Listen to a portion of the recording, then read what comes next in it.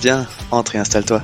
Bienvenue au Café du Market. Je suis Axel Kaetka, freelance en inbound marketing B2B et on est ici entre nous. Alors prends le temps d'une petite pause et débriefe avec nous les méthodes de base comme les dernières tendances marketing en compagnie des meilleurs experts du sujet. Inbound marketing, demand gen, création de contenu, branding, SEO. Tout va y passer pour que tu puisses reproduire chez toi ce qui marche le mieux pour les autres. Si le podcast te plaît, n'hésite pas à le partager à tes collègues en me taguant sur LinkedIn ou en laissant 5 étoiles sur Apple Podcast. Et maintenant, détends-toi, prends ta boisson préférée. Et surtout, si tu entends une discussion intéressante, serre-toi, c'est offert par la maison. Pour ce podcast, j'ai l'honneur d'être soutenu par ma solution de marketing automation préférée, Sepleady.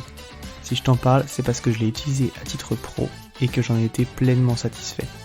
On le sait, quand on fait du marketing automation, ce qui est compliqué, c'est d'entretenir constamment des workflows de nurturing et de les mettre à jour avec de nouveaux contenus. Là où Pledzi est très fort, c'est qu'ils ont développé une campagne intelligente qui est capable de pousser automatiquement le bon contenu au bon moment à la bonne personne, en fonction de ses centres d'intérêt et du stade de maturité du lead. Ce qui ne gâche rien, c'est qu'ils ont une équipe au top, avec un service CSM dédié qui est là pour t'aider à mener à bien ton projet. Mais assez parlé, passons à l'épisode. Bonjour à toutes et à tous et bienvenue au Café du Market. Aujourd'hui, on va parler de stratégie d'influence et de sponsorisation de contenu dans le B2B. Si c'est des pratiques qui sont très répandues dans le B2C, c'est vrai qu'on le voit beaucoup moins en B2B, même si on a pu voir quelques campagnes de sponsorisation arriver notamment sur LinkedIn l'année dernière. Pour parler de ce sujet, je suis avec Erwan Gauthier, qui est growth chez Folk. Bonjour Erwan. Salut Axel. Écoute, je suis ravi de t'avoir sur le podcast, d'autant que ça fait un moment qu'on essaie de se voir, de se C'est capter tous les sûr. deux, et Ouais, donc c'est cool que ça puisse enfin arriver. carrément. Déjà, est-ce que tu peux te présenter en quelques mots, s'il te plaît, pour les auditeurs? Oui, avec plaisir. Je m'appelle Erwan, j'ai 28 ans, je suis papa d'une petite fille et j'habite à Lyon. Je travaille chez Folk, qui est une entreprise issue du startup studio eFounders depuis 1 an. On fait un CRM nouvelle génération. On est une vingtaine d'employés. Ça fait 3 ans et demi qu'on existe. Et donc moi, je m'occupe des sujets acquisition, marketing et globalement des sujets business avec l'équipe business, puisqu'on est trois. Et on est encore une petite équipe, donc on fait beaucoup de choses différentes. Voilà, avant ça, j'étais chez Dougs pendant 1 an, qui est un logiciel de comptabilité en ligne, en tant que Head of Growth. Et avant ça, j'étais chez Ornica pendant 3 ans, en tant que Head of Business Development. Voilà, et donc ça fait 7 ans que je bosse dans la tech startup en France, sur des sujets marketing, grosses, voilà, dans des boîtes plus ou moins grosses. Ouais, effectivement, c'est des noms qu'on connaît, en tout cas, dans Ouais. l'écosystème depuis un moment, quoi. Justement, alors, avant d'attaquer le vif du sujet, d'aujourd'hui, comme ça peut varier un petit peu d'une boîte à l'autre et puis qu'on met pas forcément toujours les mêmes choses derrière, c'est quoi le rôle du growth, du coup, chez Folk? Ouais, c'est une très bonne question. Je pense effectivement que ça varie en fonction des boîtes, varie surtout en fonction de la taille de la boîte, du secteur et forcément B2B, B2C, et cetera. Ça, c'est le premier point. Moi, quand je suis arrivé chez Folk, on n'avait pas de clients. Donc c'est pré-product market fit pour les puristes, Mmh. pour les puristes de la startup. Donc c'est-à-dire qu'on n'est pas encore certain que ce produit-là va rencontrer son marché. Ouais. Donc voilà, donc moi j'arrive à un moment donné où on se pose des questions du type à quel prix on va faire payer Folk, qui sont nos potentiels clients, est-ce qu'on doit ouvrir telle ou telle verticale, etc., etc. Voilà, donc moi mon rôle depuis 1 an, c'est d'être sûr qu'on target les bonnes personnes. Et donc pour ça il y a un travail de discovery assez fort, c'est de comprendre pourquoi le produit peut résoudre un problème pour tel ou tel type de personne. C'est le Mmh. premier point. Deuxième point, c'est de trouver des channels d'acquisition en fonction de ces personas-là. Et typiquement, on parle à l'influence, mais c'était un des sujets parce qu'on s'est rendu compte que on avait un très gros usage personnel CRM, donc des gens qui utilisent Folk pour gérer leur propre réseau, euh, comme un OK. network globalement. Et donc du coup, ça faisait beaucoup de liens avec l'influence qui vient targeter des humains, pas des Mmh. entreprises. Voilà. Donc ça, c'est mon deuxième rôle. Et mon troisième rôle, c'est d'assurer la continuité du parcours d'un utilisateur dans Folk. C'est bien de l'acquérir, c'est bien qu'il fasse un sign-up. C'est encore mieux quand il comprend le produit, qu'il utilise le produit, qu'il invite aussi des gens dans son network. Voilà, et puis qu'il paye, forcément. Et donc, du coup, le but, c'est vraiment d'acquérir des utilisateurs qui ont la connaissance du produit et vont aller au bout de ce qu'on veut leur faire faire et qui vont en tirer toute la valeur, quoi. Voilà. Donc ça, c'est un peu mes 3 rôles chez Folk aujourd'hui. OK, super intéressant, ouais. C'est vrai que tu as des enjeux particuliers comme ça quand tu arrives effectivement très tôt, où tu as beaucoup de choses à tester, bah, Ouais, en même ouais, temps complètement. c'est super intéressant parce que du coup tu apprends aussi plein de choses toi, enfin c'est des contextes qui sont stimulants, quoi. Ouais, ouais, tu as 100 000 choses à faire, hein. Le vrai sujet, c'est de savoir sur quoi se focus. Et voilà, et je pense que c'est aussi, je pense qu'il y a beaucoup de boîtes qui font des erreurs de type de vouloir tout faire quand on est 15 ou 20. Malheureusement, on n'a pas le temps de tout faire, et donc il faut absolument faire trois choses, mais les faire très très très très bien. Et Ouais. c'est ce qu'on essaie de faire. Voilà. Carrément. Bah, du coup, j'en parlais en intro, on va voir ce que vous avez, pu lancer par rapport à ça. Vous avez du coup, bah, j'allais dire récemment, mais plus si récemment que ça, parce que vous avez déjà quelques mois de recul dessus, mais vous avez en tout cas lancé une stratégie d'influence. On avait notamment vu passer, en tout cas moi, des posts de Marwan Wada qui étaient, sponsorisés du coup, Ouais. qui parlaient de folk. Comment est-ce qu'elle est née cette idée? Tu l'as brossée très rapidement juste avant et pourquoi est-ce que vous avez choisi ce levier? Cette idée, elle est née de, bah, je pense que, alors, j'essaie de faire en plusieurs points, mais le premier point, c'est que souvent, quand tu es dans des profils comme les miens, qui sont plutôt en charge de l'acquisition, et cetera, Mmh. tu as des réflexes qui sont assez humains. C'est que quand tu arrives dans une nouvelle boîte, tu testes d'abord les trucs que tu as déjà expérimenté dans la boîte d'avant. Ouais. Voilà. Ça, c'est très humain, parce que tu sais que ça a marché une fois, donc tu te dis, la probabilité que ça remarche, elle est quand même plus forte que la moyenne. Et donc ça, c'est des trucs qu'on avait déjà fait, moi, chez Ornica et chez Dougs, et qui OK. avaient déjà eu des résultats probants. Voilà. Donc, autre marché, autre contexte, autre plein de choses, mais enfin, j'avais le recul nécessaire pour me dire, OK, ça peut être intéressant en fonction du marché, etc. Ça, c'est le premier point. Le deuxième point, c'est que on regarde la concurrence aussi, on regarde ce que les autres types de boîtes font. Et nous, on se compare souvent à des boîtes comme Notion, comme Airtable, qui sont des boîtes avec des produits très génériques, donc qui sont pas verticalisés sur des Mmh. personnes en particulier, qui ont des pricing un peu comme les nôtres, c'est-à-dire à l'usage, aux membres, euh, peu cher, en tout cas la porte d'entrée est assez peu cher, etc. Et troisième point, qui ont un très gros usage personnel. Beaucoup de gens ont découvert Notion en prenant des notes pour eux-mêmes, et après se sont retrouvés dans un workspace avec 40 personnes, 50 personnes. Mais donc au début, il y a cet usage personnel et donc cet attachement à un produit en tant que personne. Voilà. Mmh, d'accord. Ça, c'est un peu les trois points qui nous ont fait dire, OK, ça vaut peut-être le coup de le tester. Et après, il y a aussi un autre point, c'est que globalement, on recommençait, enfin, on était assez petits, enfin, on est toujours petits, mais je veux dire, on était vraiment encore plus petits. Et on Mmh. avait déjà des gens qui exprimaient, alors le mot amour est un tout petit peu, un tout petit peu abusé, Ouais, mais en un tout peu cas qui fort. exprimaient, voilà, j'adore votre produit, je le trouve très beau, utilisable, bref, des gens qui exprimaient vraiment de l'affection entre guillemets pour un produit. Mmh. Et donc ça nous a fait dire, ok, bon, peut-être qu'il y a quand même suffisamment de matière à ce que les gens en parlent. Et pour essayer que les gens en parlent, il faut en tout cas essayer de lancer un peu la machine. Et pour lancer la machine, l'influence est assez, assez naturellement arrivée sur la table. Voilà. Et quand tu es une boîte comme Folk, une boîte B2B, mais en fait nous on appelle ça des prosumers. Aux US, ils appellent ça des prosumers. C'est entre le personal user et l'entreprise. Et bah, du coup, t'as beaucoup de plateformes différentes. On aurait pu très bien aller sur Instagram, on aurait pu très bien aller sur YouTube, on aurait pu très bien aller sur d'autres plateformes. On a Mmh. choisi LinkedIn parce que, c'était encore un petit peu le Far West. Ça l'est encore aujourd'hui, mais si tu veux, c'est beaucoup moins standardisé que sur Instagram, que sur YouTube, etc. Il n'y a pas de grille de tarifs, il n'y a pas d'agence, il n'y a pas de contrat, il n'y a pas de tout ça en fait. C'est encore très manuel, en tout cas c'est Ouais, c'est encore tout très neuf, ouais. artisanal. Voilà. Ça c'est le premier truc, et donc on s'est dit on a un avantage concurrentiel très fort à y aller maintenant, là où les autres iront peut-être pas, ou en tout cas hésiteront à y aller. Voilà. Ça, c'est le premier point. Le deuxième point, c'est qu'on avait déjà construit une marque sur LinkedIn, notamment avec Thibaut Elzière, qui est le CEO de Folk et qui est le CEO d'eFounders, qui a déjà une attractivité, une aura sur LinkedIn, etc. Et donc, on s'est aussi appuyé là-dessus au départ pour essayer de tester rapidement, essayer de comprendre c'était quoi les mécanismes, comment est-ce que les gens réalisent ça, etc., etc. Voilà. Et parce que sur LinkedIn, en fait, globalement, tu peux adresser des marchés très, très, très spécifiquement, ce qui est un petit peu moins le cas des autres plateformes, c'est-à-dire que tu peux dire je veux tester les marketeurs en Australie, tu trouves Mmh. un influenceur qui parle de marketing en Australie et tu testes ce marché-là en 10 minutes. Voilà. Ouais. Chose qui est très compliquée de faire avec Instagram et YouTube, puisque les audiences sont beaucoup plus éclatées, sur TikTok aussi notamment, mais les audiences sont beaucoup plus éclatées, alors que sur LinkedIn, c'est assez ciblé, et donc du coup, tu peux vite vérifier l'hypothèse que tu as derrière, derrière le post que tu veux créer, quoi. Voilà. OK, super intéressant. Ouais, donc tu l'as dit déjà parce que, ça correspondait bien en fait à votre modèle, et aux personnes que vous ciblez dans l'utilisation et puis par rapport du coup aux autres solutions qui faisaient ça, auxquelles vous pouvez vous identifier en tout cas sur le mode de fonctionnement quoi, sur le modèle business, sur Mmh. le business model pardon. Ensuite parce que et ça tu l'as dit, je pense que c'est important aussi, vous aviez des personnes qui étaient déjà, qui avaient de l'attachement en fait pour votre produit et qui étaient prêtes à le faire et tu vois, ça je pense que c'est quelque chose qui est vachement important. Moi par exemple, le podcast il est sponsorisé, par, Pledzi, qui est un logiciel de marketing automation Mmh. et c'est parce que j'ai été client, tu vois? Enfin Ouais, moi bien sûr. je me suis attaché à ça et ça me fait plaisir de le faire parce que j'y crois quoi, tu vois? Et je pense que ça se ressent aussi en fait, Mmh. dans le fait de Complètement. l'influence et donc après c'est, LinkedIn parce que du coup, pour ces raisons-là, il était un petit peu moins mature, Ouais, donc du coup, vous y allez avant la concurrence, donc il y a peut-être ouais, un petit peu plus de place, complètement. et aussi parce que, bah, c'est un réseau, professionnel comme tu l'as dit, où le ciblage Ouais. du coup de l'audience, elle est très, très forte, par rapport, à la profession, Mmh.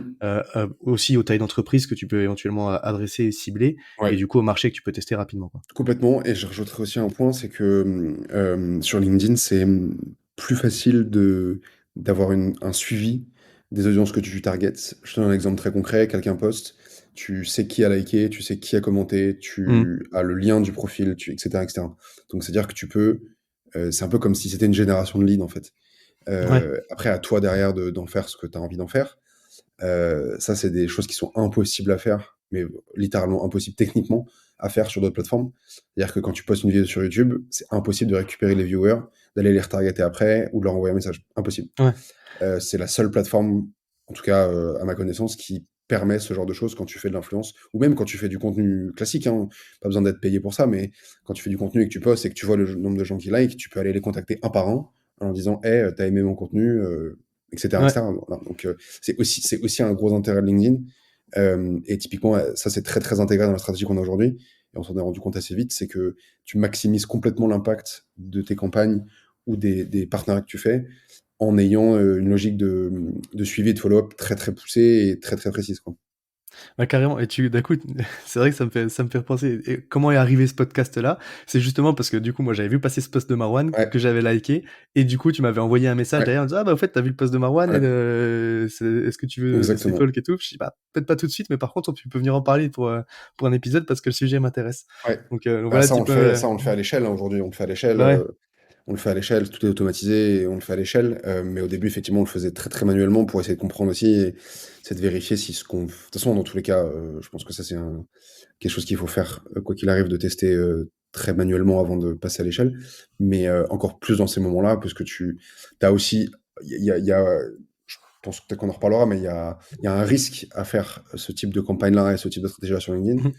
Parce que ça peut vite aussi devenir bah, déjà visible, en tout cas les gens s'en rendent compte.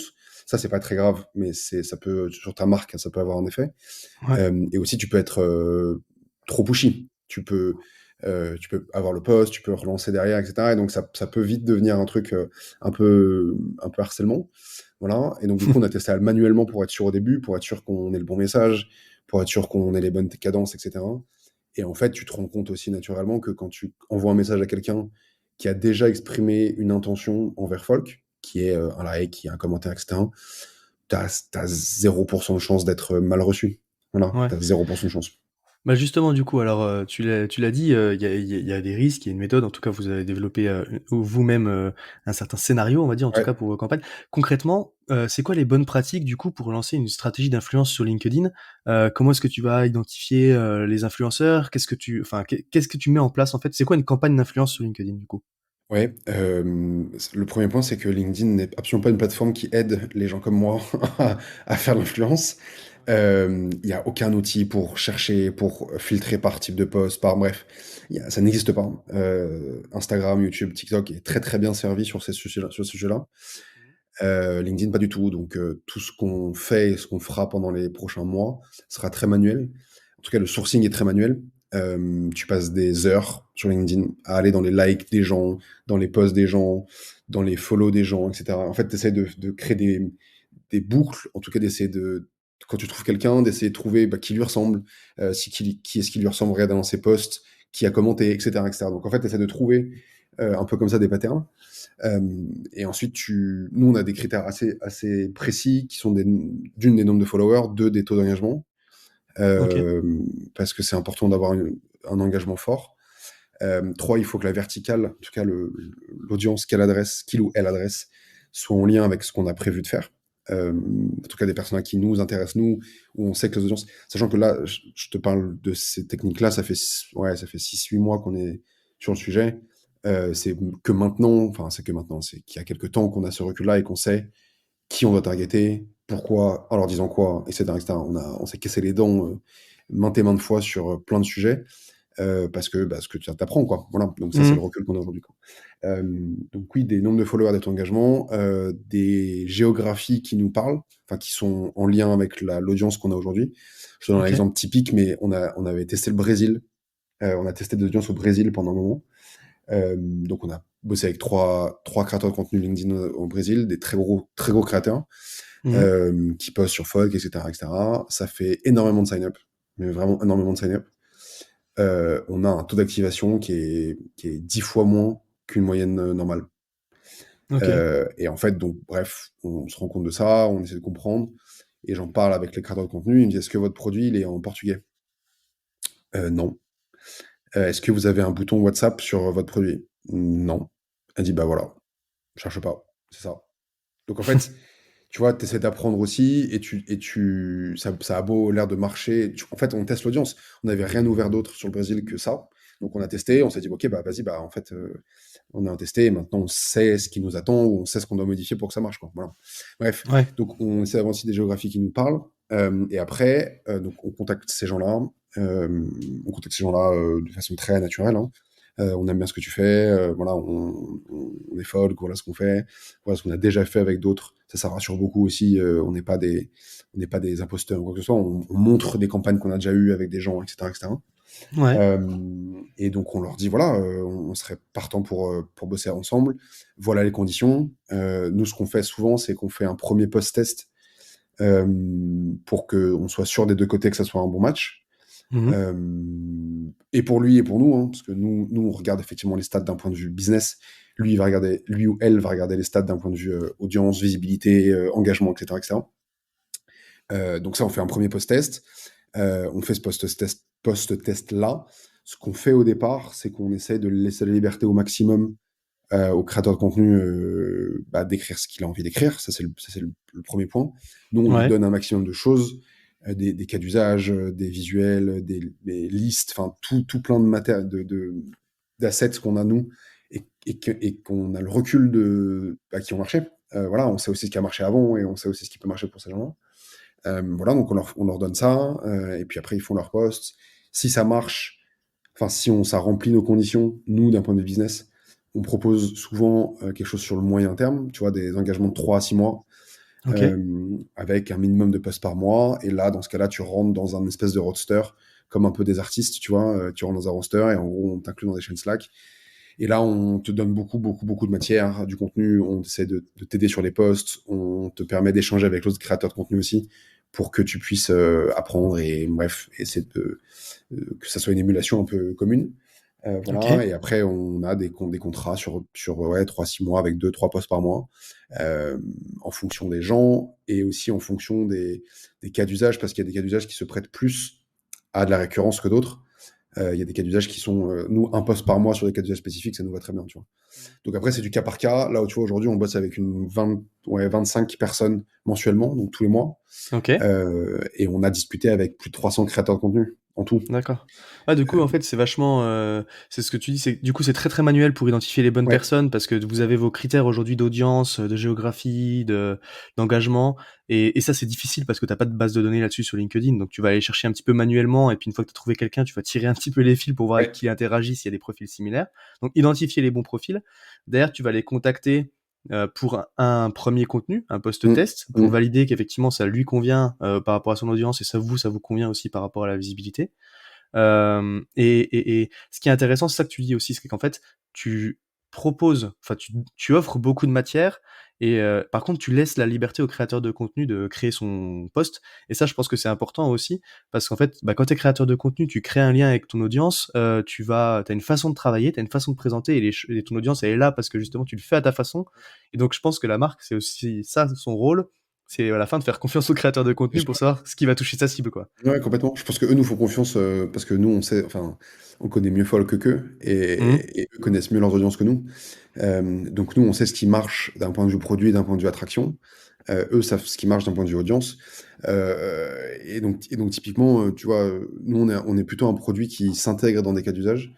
Si tu veux parler de Folk en tant que produit, ça fait ci, ça fait ça, voilà, tu peux cliquer là-dessus, et cetera. Ça a pas vraiment d'intérêt. Mmh. Pas le sujet de l'influence, en tout cas, sur LinkedIn. Par contre, de dire, voilà ce que ça m'a aidé à faire, voilà comment j'ai recruté grâce à Folk, voilà comment j'ai levé des fonds grâce à Folk, voilà comment j'ai fait mes premiers centaines de milliers d'euros grâce à Folk, etc., etc. Ça, c'est des choses qui sont très pertinentes et c'est souvent ça qu'on pousse parce qu'il y a une histoire derrière, parce que tu inclus Mmh. le produit dans un cas d'usage et donc pour quelqu'un qui va lire le post, c'est beaucoup plus concret que un empilement de features sans fin en disant bah, tu peux faire ci, tu peux faire ça c'est très bien, mais et ça tu le découvriras quand tu seras dans le produit. Là, ce qu'il Ouais. faut, c'est attirer des gens déjà vers le produit. Voilà. OK, super intéressant. Et du coup, une fois que les campagnes, elles sont lancées, donc la grande question, bah, c'est est-ce que ça marche?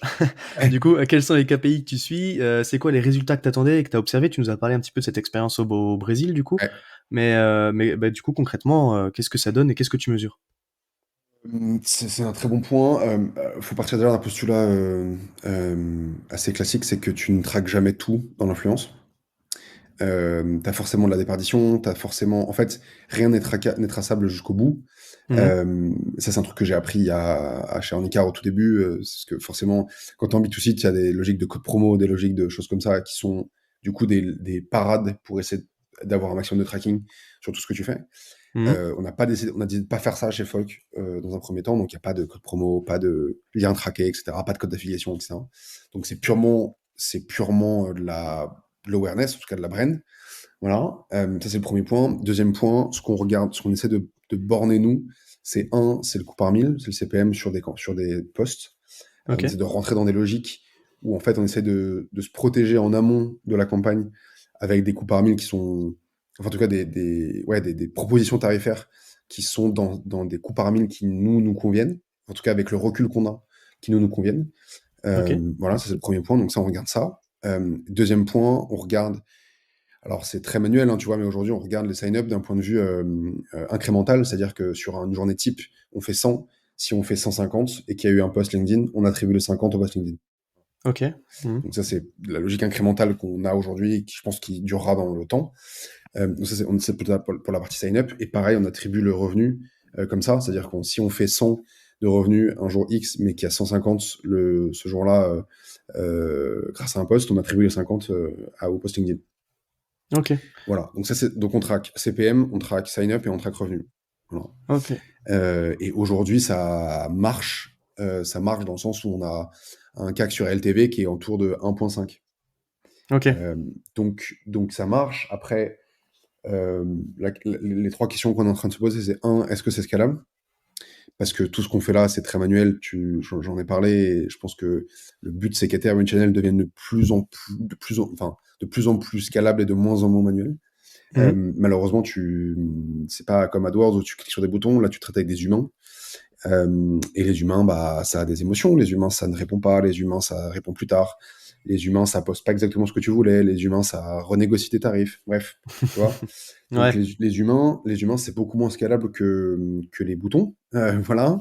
Et donc forcément, bah, tu dois trouver des fonctionnements internes, toi, pour essayer de te préserver aussi, d'essayer de faire en sorte que ça soit le plus gérable possible. Voilà. Deuxième point, c'est est-ce qu'on est capable de répliquer ce qu'on fait sur LinkedIn sur d'autres plateformes. Ouais. Je t'en parlais en début, mais Instagram est un sujet, YouTube est un sujet, TikTok est un énorme sujet. Voilà, donc ça, c'est des choses qu'on est en train de regarder déjà aujourd'hui. Et troisième point, on essaye de voir, ou en tout cas d'essayer de faire en sorte que le tracking, notamment sur LinkedIn, devienne de plus en plus précis, avec notamment des sujets euh, tu vois, de code d'affiliation. On va essayer de faire de Ouais. l'affiliation pour voir aussi si ça marche. Encore une fois, je pense que l'éducation sur LinkedIn, sur les sujets d'influence, elle est en train d'être, en tout cas, c'est en train d'être accepté. Voilà, ça l'était moins à une époque, mais c'est en train d'être accepté. Et donc, je pense qu'on va pas tarder à voir arriver des codes promo, on va pas tarder à voir arriver des codes d'affiliation, on va pas tarder à voir arriver des liens traqués, ce qui est pas le cas aujourd'hui, parce que c'est encore assez caché, c'est pas le bon terme, mais en tout cas, c'est assez masqué, voilà. Ouais. Mais dans très peu de temps, je pense qu'on verra arriver ça, et je pense qu'il faut qu'on y aille aussi, parce que c'est aussi un moyen pour les marques, et notamment pour Folk, et aussi pour le créateur, hein, d'ailleurs, d'être sûr que tout ce qu'on fait, ça a du sens, quoi. Voilà. Ouais, c'est clair. Bah, Voilà. tu les vois effectivement arriver un petit peu, certains qui commencent à arriver avec des Ouais. codes promo, des liens d'affiliation. Mais c'est vrai que tu le disais aussi tout à l'heure, alors juste il y a un truc effectivement, CAC sur LTV, pour ceux qui sauraient Ouais. pas, c'est effectivement le coût d'acquisition par rapport à la lifetime value, donc la valeur, que va rapporter un client, sur la durée de vie moyenne. Et donc il faut que ce soit supérieur à 1 pour que ce soit C'est rentable. mieux. C'est vrai. Voilà. Et donc par contre je disais, pardon, ouais, il y a des choses qui resteront «intraçables», on va dire entre guillemets. Tu vois, comme là, effectivement, par rapport au post de Marwan, peut-être que tu as vu des sign-up, peut-être que tu as vu Mmh. du revenu, Mmh. mais en même temps, bah, du coup, ça t'a permis, indirectement d'avoir aussi l'épisode sur le podcast, et peut-être qu'en passant là, il y a des gens qui iront voir ce que Bien fait sûr, Folk et bien qui sûr. deviendront clients, et ça, tu le sauras jamais. Mmh. Et tu vois, je pense que c'est bien de pouvoir le rappeler aussi, quand on fait du marketing, que tout n'est pas parfaitement mesurable, quoi. Non, et surtout aussi, je pense on a vu beaucoup de side effects à tout ce qu'on faisait là. Mmh. Typiquement des partenariats, typiquement des invests, typiquement des bref, tout un tas de choses. On fait pas ça pour ça, c'est pas le but, mais par contre, tu sais que ça a des effets, «collatéraux» entre guillemets. Et aussi, tu vois, nous, par exemple, moi, quand j'étais chez Arnica, on a fait des pubs à la télé. Mmh. Hem Et donc les gens, quand tu dis: «Tu fais des pubs à la télé», les gens disent: «Mais c'est un peu à l'ancienne, c'est pas traçable, c'est compliqué à mesurer, nin nin nin nin». Bref, le jour où on a fait la télé versus le jour où on en a pas fait, on a fait fois 2,5, Ouais, sans rien faire d'autre. Donc en fait, effectivement, c'est pas mesurable. Mais mais par tu sais contre, que ça marche. c'est mesurable. En fait, ça Mmh. l'est mesurable. Alors, c'est sûr que c'est pas à la virgule près, à l'euro près. Par contre, c'est mesurable. Et nous, on se rend compte, depuis qu'on fait l'influence, que nos chiffres sont meilleurs. Enfin, en tout cas, qu'on grossit et que voilà. Alors, on a d'autres channels et on fait d'autres choses, c'est pas le sujet. Mais par contre, on sait que ça a ces effets-là. Et on sait aussi, surtout, que, tu vois, aujourd'hui, il y a des gens qui disent: bah oui, j'ai vu Folk passer sur LinkedIn. Et ça, pour nous, Ouais, pour nous, c'est la marque de ce que ça marche. Enfin, c'est clair. c'est fait que ça marche. Top. OK, bah, écoute, merci beaucoup Je t'en pour ton prie. partage d'expérience et tout ça. S'il y avait une chose à retenir de notre échange pour une boîte qui voudrait du coup se lancer là-dessus, sur ce sujet-là, ce serait quoi pour toi? Ce serait quoi le conseil que tu donnerais? Euh, D'avoir une ou deux hypothèses à valider, assez précises, du style, je veux valider que je peux bosser avec des marketeurs en Australie, sur des sujets d'influence. Voilà. OK. Ça, c'est une hypothèse. Et une hypothèse de CAC, ou une hypothèse de revenu, etc., etc. Parce que si on va dans l'influence, sans avoir trop ces hypothèses-là en amont, ça peut vite, devenir un gouffre, et de temps et d'argent. Voilà. Donc je pense qu'il faut vraiment se borner en amont pour essayer d'avoir un maximum de réponses. En fait, on vient chercher des réponses, donc voilà, comme une channel, Ouais. classique. Ça, c'est le premier point. Et le deuxième point, c'est de ne pas passer par des agences. Ça, c'est la façon flemmarde, je pense, et tu n'apprends pas, de, de, de passer par une agence, parce que, tu vas déléguer et que les gens, vont te proposer des contenus, vont te proposer des briefs, vont te proposer des créateurs, alors que ce que tu veux, toi, c'est apprendre. C'est apprendre, c'est avoir du lien avec le créateur pour essayer de lui faire passer un message, etc., etc. Donc, j'ai rien contre les agences, Ouais. c'est pas le sujet, mais, en tout cas, je sais que tant qu'on peut garder la main, en interne sur ce sujet-là, on le fera, parce que je pense que ça a une très grosse valeur, et on maîtrise de bout en bout la chaîne de valeur, quoi. Voilà. OK. Ouais, effectivement, et puis peut-être, une fois que tu maîtrises bien le process, tu Oui, peux te permettre de l'externaliser parce que tu l'auras compris, et que tu sauras ce qui marche, mais dans un premier temps, tester toi-même, quoi. exactement.